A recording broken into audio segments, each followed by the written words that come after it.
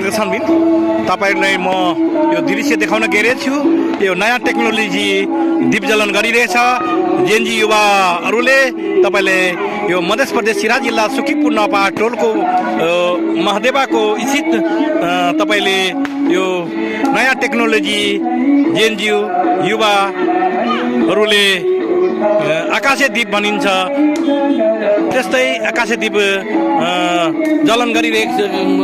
जलाइरहेछ आकाशे दीप जलन गरिरहेछ।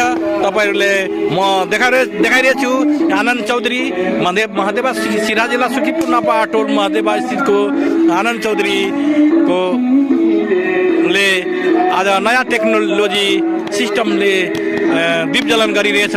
म दृश्य देखाउन गइरहेको छु मध्य प्रदेश सिराहा जिल्ला सुखीपुर नपा टोल महादेवा स्थित। आज मिति 2082 साल 7 महिना आज 3 गते सोमबार को दिन हुकाहुकी को दिन दीपावली लक्ष्मी पूजा को दिन दीप जलन गरिरहेको छ। नयाँ टेक्नोलोजीले दीप जलन गरिरहेछ। म तपाईलाई दृश्य देखाउन गइरहेको छु। नयाँ टेक्नोलोजी यो आकाशे दीप हो भन्ने गरिन्छ। अब यो दीप यो आकाशे दीपको जो मण्डप बनाएको छ त्यो मण्डप आफै माथि माथि उड्छ आकाशतिर जान्छ। यो आकाशे दीप भनेको त्यही हो यो आफै माथि माथि उड्दै जान्छ आकाशे दीप। तपाईले यो दृश्य देखाउन गइरहेको छु। ब्यालेन्स मिलाइरहेछ यो आकाश दीप माथि माथि गइरहेछ। म दृश्य देखाउन गइरहेको छु अनब्यालेन्स भइरहेछ। बिस्तारै गर्नुस् भाइहरु बिस्तारै गर्नुस् यो आफै माथि जान्छ।